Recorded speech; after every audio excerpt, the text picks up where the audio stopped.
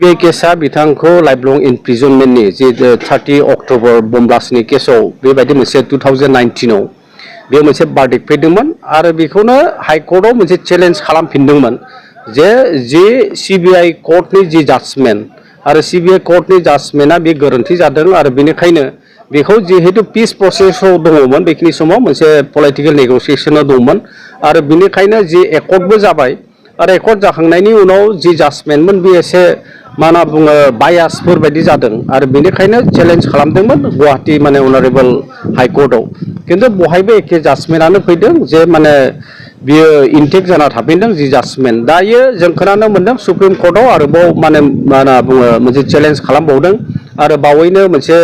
हियारिं जानो थांगासिनो दं जे बिथाङा माने इन्टारिम बेल मोननाय आरो मोनैनि बेलायाव दा जोंनि खोथाया जाहैबाय मा लिगेल प्रसेसफोरा माला जोबगोन आरो माला माने फोजोबजानाय जागोन दा बेनिखायनो वान्स फर अल फोजोबस्रांनायनि नामाव जोङो एक्स एनडिएफबि वेलफेयार एस'सिएशन आरो आंबो सासे माने एनडिएफबिनि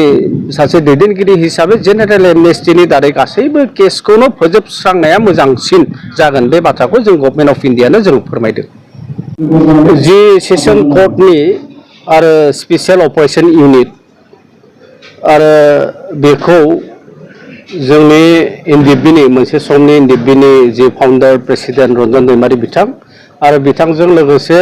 United Liberation Front of Assam जि दैदेनगिरि बिथांमोनखौबो सेसन कर्टआ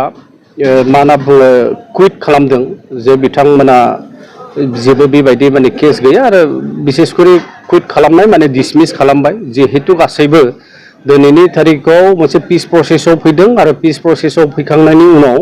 मोनसे पलिटिकेल नेगोसिएशनबो गभर्नमेन्ट अफ इन्डियाजों खालामबाय गभर्नमेन्ट अफ आसामबो खालामबाय आरो बेनिखायनो आफादफोरखौबो डिसबेन्ड खालामनाय जाबाय दा बेखिनि समाव जि स्पेसियेल अपारेशन इउनिटनि जायफोरनोखि केस बिथांमोननि एगेन्स्टआव दंमोन आरो बेखौ स्पेसियेल सेसन कर्टआ जे कुइट खालामबाय आरो बेखौ जोङो बारग' एनडिएफबिनि जानानै जोङो वेलकाम खालामदों जोङो बरायदों आरो बिसेसकरि जि माने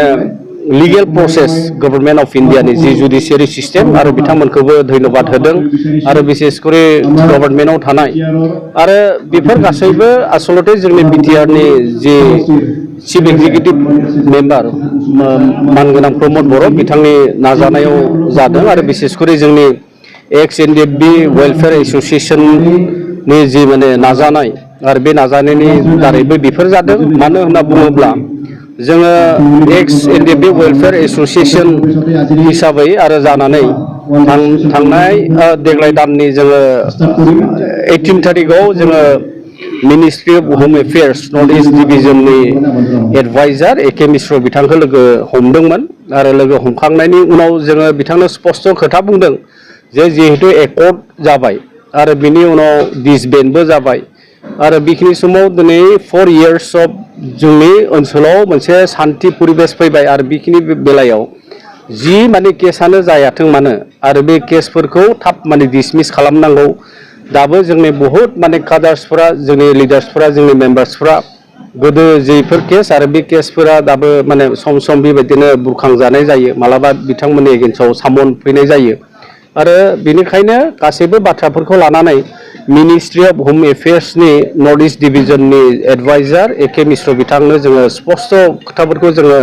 बिथांनो फोरमायदों आरो बिथाङा खुब माने पेसेन्टलि खोनासंदों जे बे बाथ्राया नंथारगौ जिहेतु पिस एकर्ड जाखांनायनि उनाव बेबायदि खुनु माने केसफोरा आसलते थानो मोननाङा आरो बिथांमोननिबो नाजानाय थागोन बहाय होम मिनिस्ट्रिनिबो नाजानाय थागोन आरो बेनिखायनो जि स्पेसियेल अपारेशन इउनिटनि जाखिनि माने केस बिथांमोननि एगेन्स्टआव होनायमोन बेखौ सेसन कर्टआ बेखौ मा होनना बुङो डिसमिस खालामबाय आरो बेजों लोगोसे बाखि एनआइए आरो सिबिआइ केसफोरबो दं